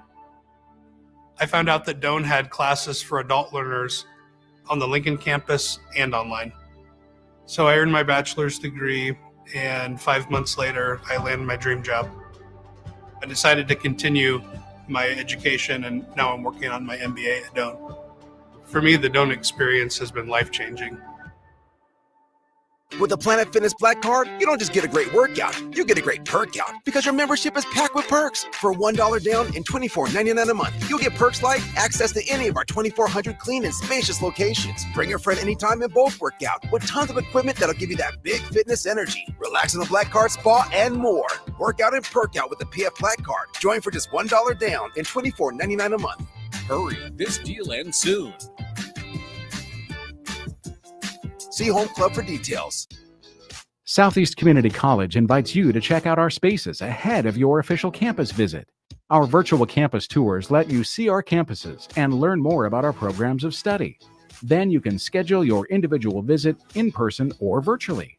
Virtual tours of our campuses in Beatrice, Lincoln, or Milford, and our learning centers are online at southeast.edu/visit SCC. SCC, your path to possible.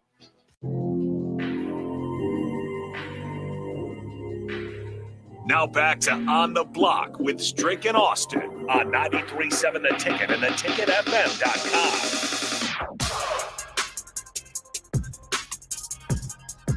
You can thank DP for this thought experiment in our next segment. I spent quite a bit of time going over a full list of players. I consulted the experts I know in my life, but I need to save this for Strick because I don't think there's anyone better to talk about this subject.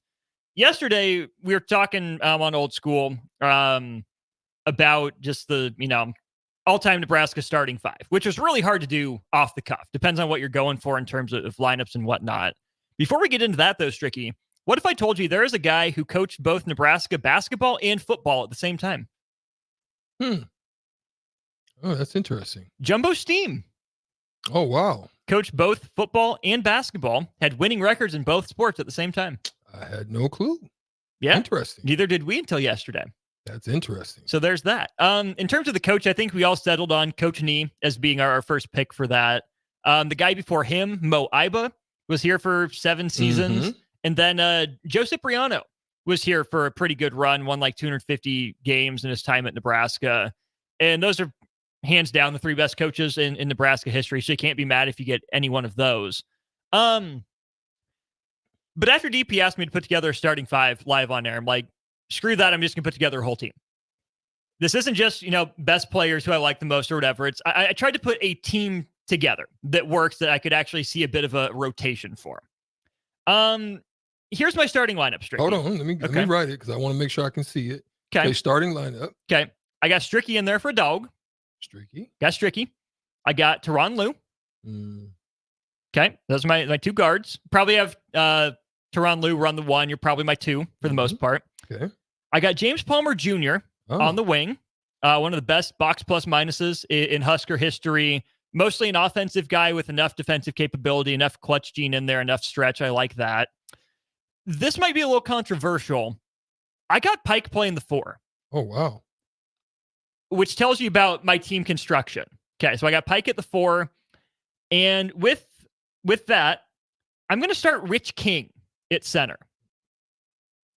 The reason being, okay, here's just kind of my overall rationale. I know you can defend on the perimeter. I know Teron isn't the biggest guy. You can defend a little bit, not what he's known for. James Palmer Jr., not locked down. Pike, fine, but positional for the most part. Rich King's going to be my shot blocker. Among the best in school history at blocking shots. If guys on the perimeter get beat, I like having Rich King there as a safety blanket. What that means is Dave Hoppin is essentially Nikola Vucevic on this team. Mm-hmm. Off that, we know he's the leading scorer, one of the first guys off the bench. I got Brian Carr as a backup guard, just to rock around a little bit. No, this is your second. This is my bench. Okay, this is just in general, just my bench here. Got Jerron Boone coming off the bench. Vincent Hamilton coming off the bench.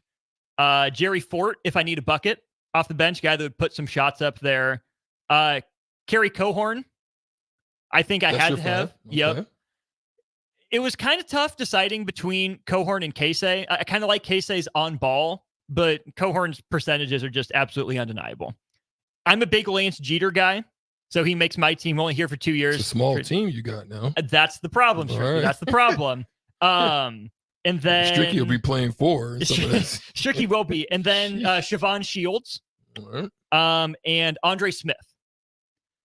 The glaring omissions, the first ones that came to mind, Bruce Chubbuck, right? There's not a lot of down and dirty outside of you up and down the roster. It was between Andre Smith and Bruce Chubbuck for that last spot, but they're similar guys, similar games. I gave the nod. Andre's probably more offensive. A little more offensive. Also was the Big 8 Player of the Year. Kind of hard to keep that off the team. A Mikey Moore, energy guy, a little bit of that viciousness. Had to keep him off of there. I know Stu Lance has his jersey number hung up and retired. I just don't know enough about the man to feel comfortable putting him on the team. And one that I got from more than a handful of guys was, well, where's Cookie Belcher? The man shot 63% on free throws as a guard. I can't abide with that. Mm-hmm. So as I look at that team, Strick, that starting lineup, I'm going to try to Wisconsin you. Be very fundamentally sound, be good positionally, just try to outshoot you for the most part. I think got a little bit of nasty in there, but two things really stood out to me as I looked up and down these numbers. Not a lot of elite shooters that I feel great about spacing the floor in Nebraska history. Not a lot of wing depth. You mentioned I wasn't huge, and that stood out to me. That's why James Palmer Jr. is in my starting lineup and why Siobhan Shields is on my bench, because I think they're the two pretty true wings that can guard the 2, can guard the 3. Maybe Siobhan can slide up to the 4. Yeah, he's capable. He's capable of it. But the high-end three-point shooting and the wing depth were the two things that really stood out to me that this team would be lacking. All right. I mean, if you look up and down the starting lineup, I'm not too far against that. I would probably go with Mikey before Rich. Okay. And the reason being is Mikey's timing was his timing on blocking shots was phenomenal. I understand that you look at him for his small stature, whereas Rich probably has a lot bigger stature, but Rich to me wasn't nasty. I think if Rich was nasty on that team probably wins and goes pretty deep into the tournament. I think just it is not, he was very sudden. This is probably why he didn't have a long extended career in the NBA. It just wasn't nasty, right? Brian Carr is one of the best point guards to come through Nebraska. There's no doubt about it. I think I would look at him and between him and Eric Johnson at the point guard position. Those two were phenomenal there. Jay Boone is somebody that, yeah, definitely you could have either had him in the starting or off the bench. Is phenomenal there.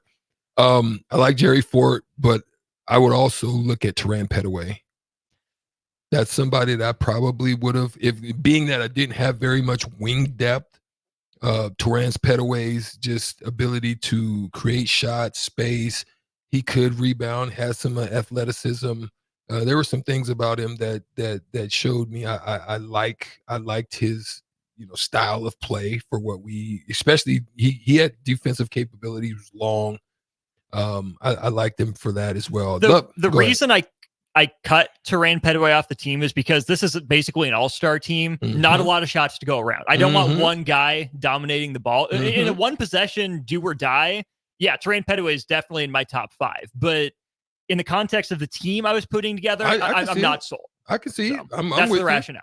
Definitely, I like Colhorn. I could have for me. His numbers show it could have been him or Gallegos for me. Gallegos had the reputation, but the numbers didn't always match. I know. So I know it could have been him or Gallegos. Could have been Cresswell. That's the guy I didn't consider enough. Probably. But because it just Cresswell was that type of guy, but just we didn't shoot it the way that they shoot it now. Sure. Right. Definitely love Vincent Hamilton. There's no question about it. Vincent Hamilton was a phenomenal player. Just quiet. He was a silent assassin to me. But did he have some of that nasty even though he was quiet? Yeah. It was an underlying nasty. It wasn't necessarily an overt nasty, but it was an underlying nasty. Yeah, he could go get it. And I'm not against anybody else you said. Siobhan Shields, I liked him and the way that he played. Just business as usual type of guy. And Andre Smith was nasty. I can say that for sure. He was definitely nasty. Couple questions then from the text line. People are asking, where's Andre Almeida? He was 6'11", 314 pounds at Nebraska. Just too big for me, right? I don't love the mobility. It just depends on the style that you're going to play. That style was more an inside style for them, inside out. But it just depends on the style of play that you're gonna play. If you're going to be if you're going to be a hound defensive, type of style, Almeida probably wouldn't fit that. It just depends on what style you want. And that's the thing. I don't think this is the most athletic jump out of the gym team, but I think it can run. I think he can get up and down the floor pretty well. Almeida doesn't necessarily fit that. Copeland and Roby, better modern era players two of my favorites growing up and watching them. I guess they were kind of my contemporaries in college as well, but not all-time Nebraska greats. Not to the same level, didn't impact winning the same way. Like, love those guys, good players. They're in that next batch for me. Definitely guys I considered. The toughest thing for me to do was leave Bruce Chubbuck off the team. I know he's a Nebraska kid. The block he had against Kansas, all the plays, I mean, you know better than I did about the impact Bruce Chubbuck could make. That was a tough cut. And telling Dave Hoppin he's Nikola Vucevic and going to the bench in just a scoring center role feels really disrespectful. Yeah. So I get that. Alex Marich, one of my favorites, again, growing up, but I just couldn't make the case for him over some of those other bigs, especially if I want some of that rim protection. You know? Yeah. March was tough on the inside. He could score with the best of them. Big body, knew how to seal. He was probably, I would look at him more of like a more athletic big country.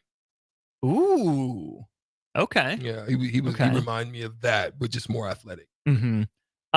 We go to the YouTube stream here real quick. Mike Haas says Glenn Watson Jr.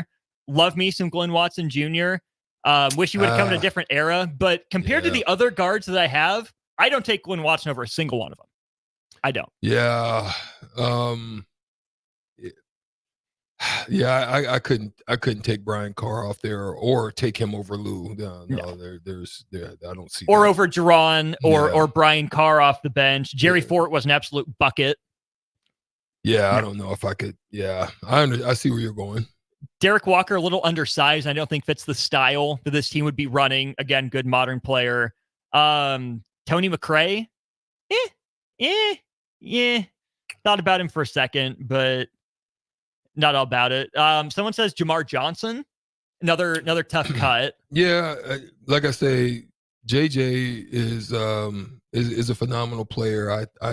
It's just, I mean, these guys on here are also phenomenal, and that's the thing. I mean, I love JJ and the way that he ran the team. He was definitely one of those. He would probably be that next tier group for me. Mm-hmm.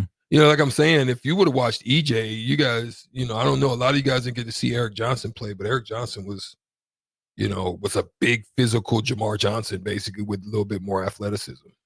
Carl McPipe and Jack Moore are two names that are getting thrown out. Tony Farmer was one that I was going to let you go on him. Tony Farmer was one that I would easily trade out, probably Pike, and put Pike at the 3 for James and bring James off the bench. I mean, that's probably how I would do it. Or even if you wanted to put him in that second tier. But yeah, Tony Farmer, like I said this, and I've said this repeatedly. If Tony Farmer stays and we have him my freshman year, we're dangerous. We could have did some things. Mm-hmm. Tony Farmer is phenomenal at that time. Mm-hmm. The stretch, athleticism, handle, run. Yeah, he had all that. So if I could revise this, let me go back in time. Probably got to get rid of Siobhan then. Move Palmer to the bench, Pike to the 3, Tony at the 4. That's one move that I'll do that. I might make. Okay. I mean, okay. and look, because I mean, shoot, I think if I remember, I averaged almost 5 rebounds a game at the guard position. So rebounding wouldn't have been an issue, you know, especially with me there playing. I'm not, you know, you could have moved me to the bench if you want to. I don't. Either way, well, there's just so many good guards. I'm not benching my guy. I'm not doing that. It is. There's a lot of great ones out there. You know, I mean, a lot of people are saying Cookie Bell. I see people saying Cookie Belcher. Cookie's me, right? You could shoot better though. But I could shoot better, and I shot almost 80% from the free throw line. So that's the thing, you know what I mean? So you don't probably want to have 2 of us because we're both the same, right? And you play enough minutes for both of you, anyways. On my team, at least. Looking up Tony McRae real quick, solid player. I mean, he has a little bit more size, 6'6", 210.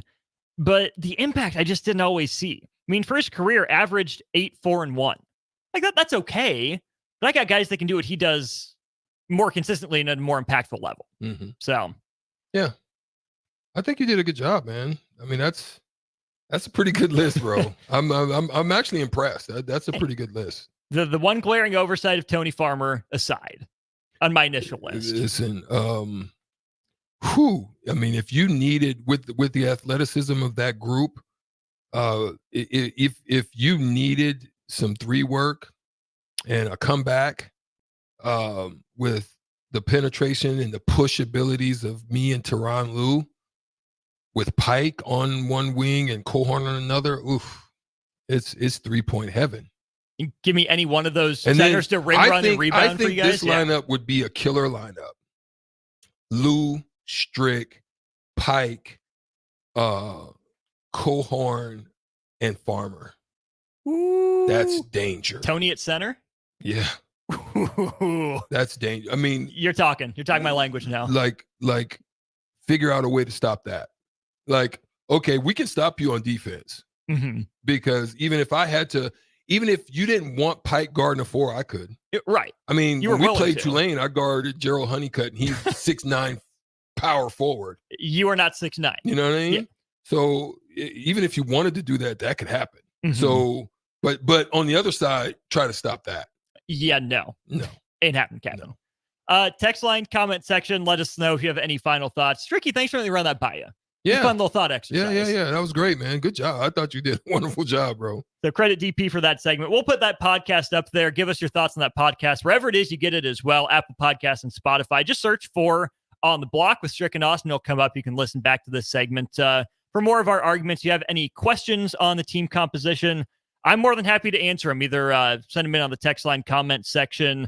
I will probably defer to the Husker Hall of Famer before I give my answer. But again, we're here to answer your questions just for another 15 minutes or so as we cross it over with Old School to wrap it up next. If you're not going to Memorial Stadium for a home game and don't have any travel plans for away games, there's a great place in Omaha to catch the action, the Inner Rail Food Hall. There's plenty of space. The Backstretch Bar has amazing game specials on game days. $15 Blue Moon and Bud Light pitchers, $6 margaritas, and $6 Moscow Mules. And if you're hungry, take in some of their great options from their game day pizza specials. Do football game day right in the Inner Rail Food Hall in Exarban Village in Omaha.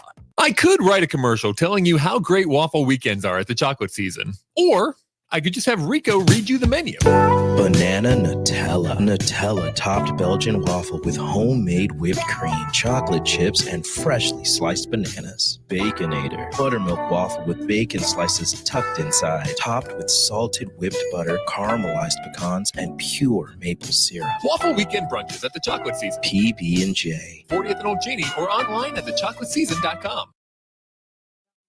College invites you to check out our spaces ahead of your official campus visit. Our virtual campus tours let you see our campuses and learn more about our programs of study. Then you can schedule your individual visit in person or virtually. Virtual tours of our campuses in Beatrice, Lincoln, or Milford, and our learning centers are online at southeast.edu/visit SCC. SCC, your path to possible. 24/7 threat monitoring, expert tech support, streamlined communications. Allo has a solution for that. Protect your business with Allo Business. Comprehensive firewall security, Microsoft Teams voice-integrated communications, cybersecurity and IT support managed by experts. From productivity to peace of mind, Allo has a solution for that. Allo means business. Protect your business by visiting allofiber.com/business. It's Pro Time Nebraska. The Omaha Supernovas, your Major League Volleyball team, is playing in the first ever Pro Volleyball Federation match on January 24th against the Atlanta Vibe at the CHI Health Center. Be a part of history and visit supernovas.com to secure your single match tickets today.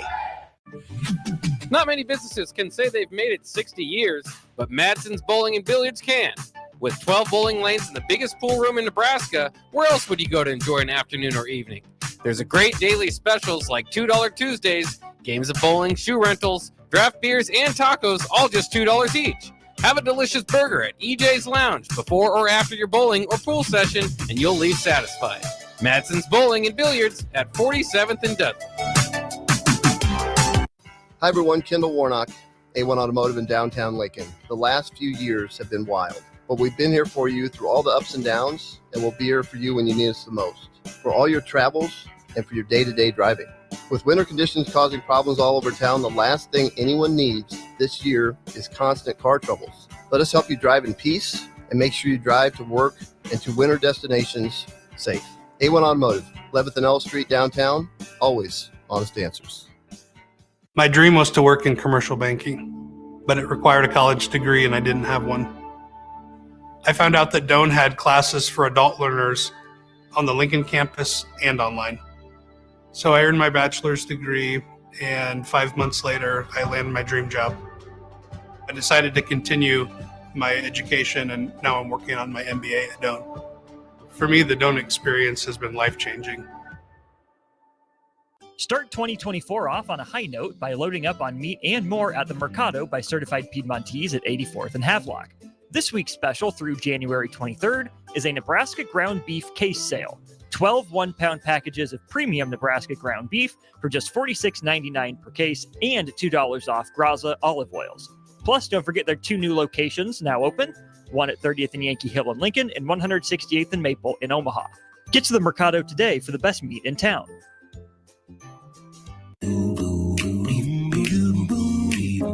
John Henry's would like to remind you, if you haven't already, to unhook your outdoor hoses and check faucets for leaks so your pipes don't freeze. As the official plumber of the Huskers, you know who to call when a plumbing issue arises. From frozen pipes to clogged drains, we can help you protect your home this winter. Give John Henry's a call today to schedule at 435-5555. John Henry's Plumbing, Heating and Air. Hello, this is Mary Pat Waite. I've had the privilege of working with Lincoln families as their realtor for more than 31 years, and I'm so proud to be associated with MP Dodge Real Estate. For me, your transaction is unique in its own way. My experience allows me to bring you trusted care and a really great outcome. My NP Dodge family shares the same client focus. Expand your career with NP Dodge. Call Eric at 402-434-2222. A lot of work goes into making Nebraska, Nebraska. Keeping it green. Helping it thrive. Making it fun.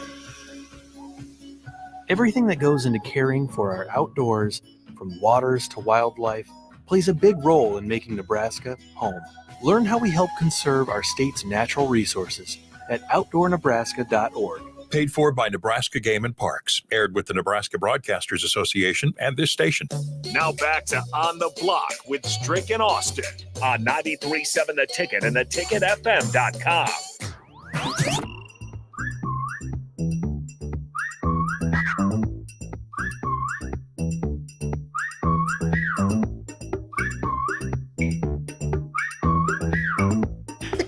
Here we go. Coming back in on the block. Joined by the full crew. Shenanigans. Look, man. Supernova's going down tomorrow. Get ready for you it. You want to build a JP? Yes, sir. Yeah. Ready to go. That play-by-play, I'm excited. that professional play-by-play game. Yeah. Yeah, I'm excited. Your boy did something spectacular last segment. I said, DP, you got to show up for this one. What did he do? You gave him a task, and he fulfilled the task. We understand that sometimes in leadership, you need to give for task-oriented people, give them the task. Let him be great the way he great. Let him do his thing, and Austin will deliver. I did my best to deliver. So DP and Jay, you'll remember this. Jay, we were asked for our Nebraska men's basketball all-time starting fives. In our basketball segment, right? And me in my brain said, let me just throw together a whole team while I'm at it. So that was my task last night. Yes, sir. My starting lineup that I settled on has like 75-80% Stricky approval on it. He made a good tweak that I didn't fully consider, so I'll let him give that tweak at the end. My starters, Teron Lue at the point, Stricky at the 2, I'm running James Palmer Jr. out at the 3, playing small with Eric Piatkowski at the 4, and Rich King at the 5. Okay. It's my all-time Nebraska ball starting lineup. Stricky, you would adjust that how? So for me, there's potentially 2 players that I would have switched. Depends on the style. To me, Rich King wasn't as nasty as I would have wanted it to be. Good body, had all the measurables. But with the style, with that group, I probably would have put Mikey and Tony Farmer in that group. I'm not.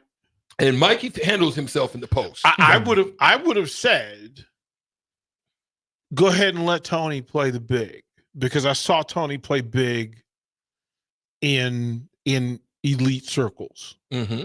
And for what Tony did with the others on the floor, I'm going to go ahead and make one other adjustment.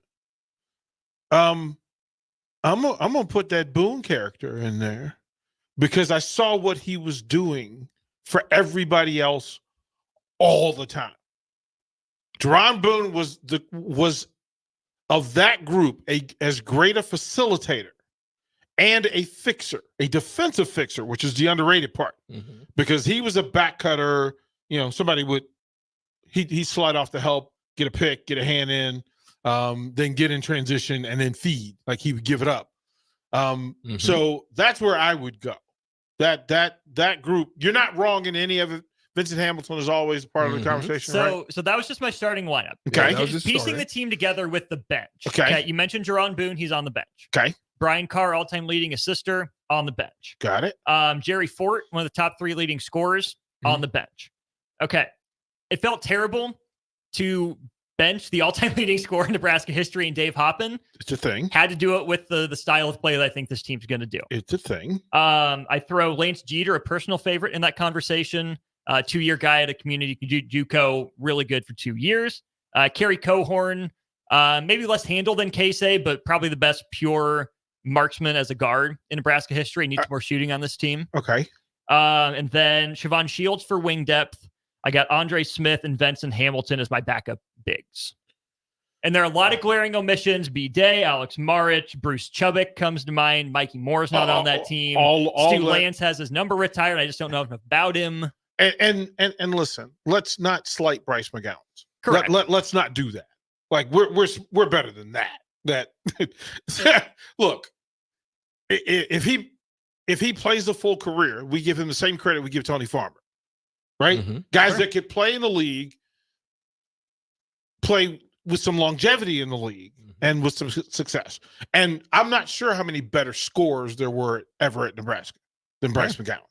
Like, oh yeah, y'all can argue with me all you want, but when it came time to get a bucket, Bryce is in the short conversation. So then you get into Mikey was a defensive specialist in the league, which I always argued about. Maybe misused a little. But yeah, that was why we pondered it, is that the program's at a place where you have to reset the North Star for it. You have to say who, and again, coming off an alumni weekend, it makes you mention names that sometimes get forgotten. Bo Reed was another one that when you have those conversations about basketball people, they tell you don't get caught up always in the pure numbers. There's stuff that people did for that team, that they would in any other circle. He's a scorer. And a guy that gets fed. So, which is why a Bo Reed, a Bernard Day, a Bruce Chubbuck were super tough cuts for me. Yep. Yeah, it's not Jay, you got started on it yesterday and you were in the right place. But I know whenever I give Jay a challenge for the Fighting Foremans, he's got a whole different taste in his mouth for what he wants his squad to look like. Yeah, I mean, like I said, I had T. Lou Strick, I had Tony, and then I had Dave Hoppen and Vincent. That was my 5. Okay. And then, like I said, and Strick, you know this, and I only know this because I was fortunate enough to see you guys play. And I said there's an asterisk with Deron Boone. Deron Boone, motivated, activated, focused. He's in there when we got it. And then I'm taking big game Bernard Gardner. When he again motivated, you know what I'm saying? You know, big Kansas, he coming with it, right? But then normally I'm gonna have Mikey. Of course Pike was starting, and then I'm gonna have Bo Reed in there to bring some physicality, and then I like a guy like Siobhan Shields, you know, where you can play multiple positions. Because I'm gonna play different type of lineups. That's what I'm gonna do. I'm gonna be able to go small. I can go super big. You know, Vince can stretch you a little bit and hit you on the boards. Mikey can run. He's the rim runner, alley-oop type of guy. So there's nothing that I can't do with that type of lineup. Who are the guards? So if Ty and Strick is the backcourt, their guards Ty Strick and the Polish Rifle. Okay.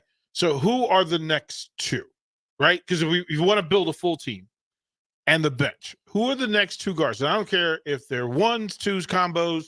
Don't care. Yeah, I think my man Glenn, like we talked about, if he wasn't on such a garbage team, he'd be in a different conversation. He's like the Jamal Lord of Husker basketball. Played. He had to grind a lot because he didn't have a lot. But he was more efficient than anybody else. He'd play some of his best games getting 10 points and 4 or 5 rebounds because he'd get his hands on ball. He was controlling the pace. He just didn't have anybody. And then also when he played with Petaway and all that stuff, that kind of just took the air out of Steele. So I take like a Glenn Watson and those type of, like I said, Deron Boone. When Deron Boone was motivated with him and Strick, it was problem. Yeah, I mean, but it was. That's problem. probably why I see it that way, right? I mean, it was just problem. And then I would take, who else I would take? Don't sleep, because T. Lue can't go nowhere without his cousin. I take Cookie Belcher. He'd be 11th on my bench, and that's a hell. If he's 11, that's good. I like flexibility. I like positionless Cookie basketball. and I if Cookie and I was on the floor together, that'd be a mess. Because there's nowhere you can go. There's nowhere you can go because Teron, T. Lue could defend too. Yeah, when he want to.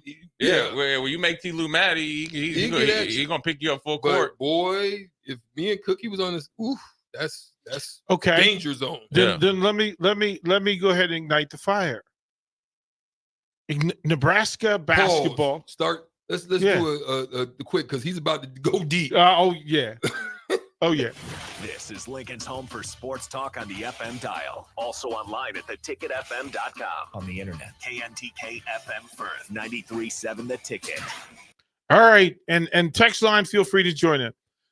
Let's say that this team is in a tie game, last game of the season, and they need a bucket to advance, or they need a bucket to win its first NCAA tournament game. Right? Okay. What Husker in history do you select to get the bucket? Who's the best offensive player to ever play at Nebraska? Who is the guy that, you know what? We can go back in history.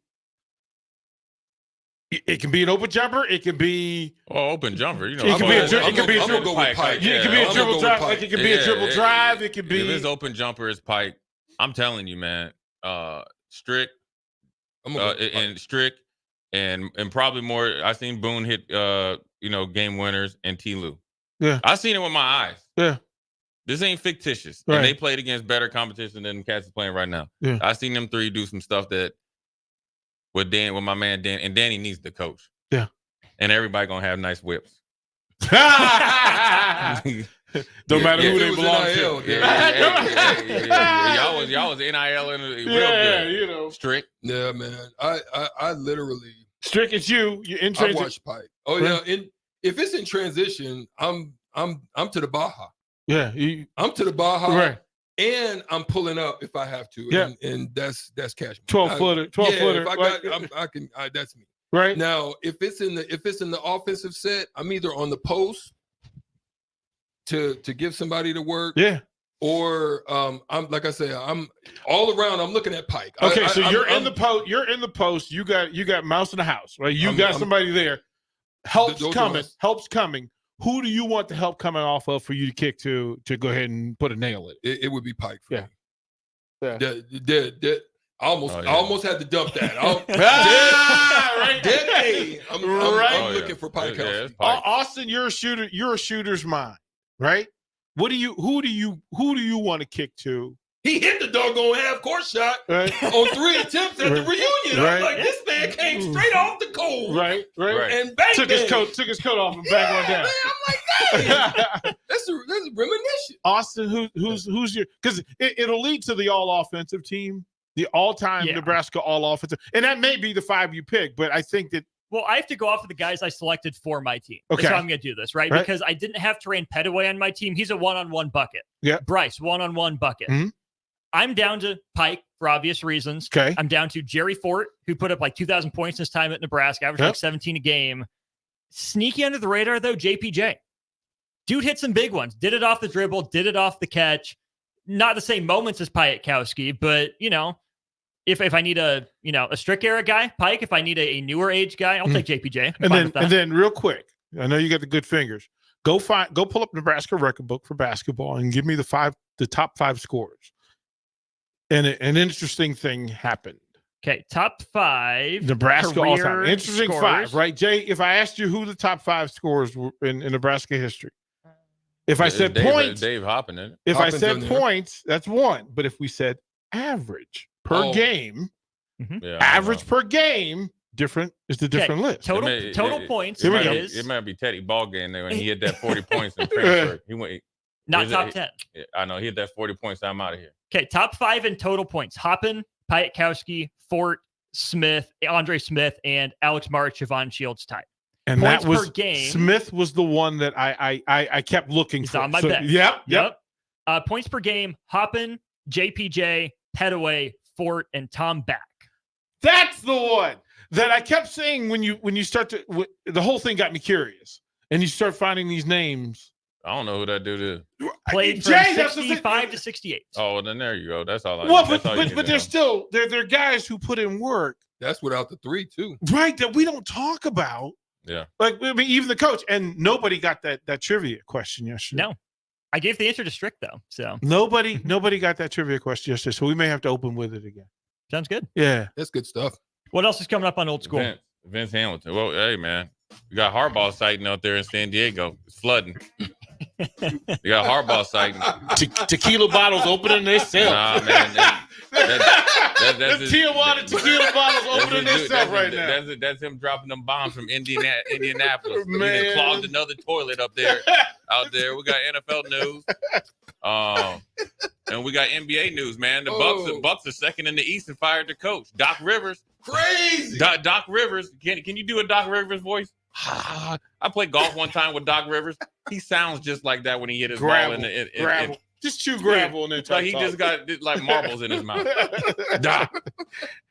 I don't know how that happened, but hey, you know what it was is he made Giannis's brother inactive. Listen, hands down, this is how I know I can play in the NBA. I see. Was it Theonis? Thanasis. Costas. Don't even matter. Go look up his YouTube bloopers. It is hilarious. Look, she even laughing. Yeah. Who's laughing? Yeah, Stricky has been fun. Old School DP&J next. 24/7 threat monitoring, expert tech support, streamlined communications. Allo has a solution for that. Protect your business with Allo Business. Comprehensive firewall security, Microsoft Teams voice-integrated communications, cybersecurity and IT support managed by experts. From productivity to peace of mind, Allo has a solution for that. Allo means business.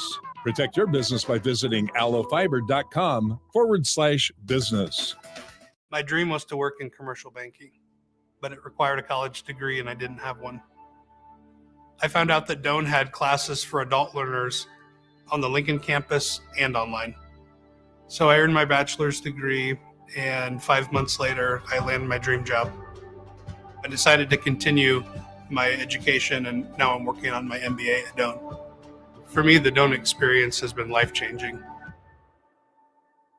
Hi everyone, Kendall Warnock, A1 Automotive in downtown Lincoln. The last few years have been wild, but we've been here for you through all the ups and downs, and we'll be here for you when you need us the most. For all your travels and for your day-to-day driving. With winter conditions causing problems all over town, the last thing anyone needs this year is constant car troubles. Let us help you drive in peace and make sure you drive to work and to winter destinations safe.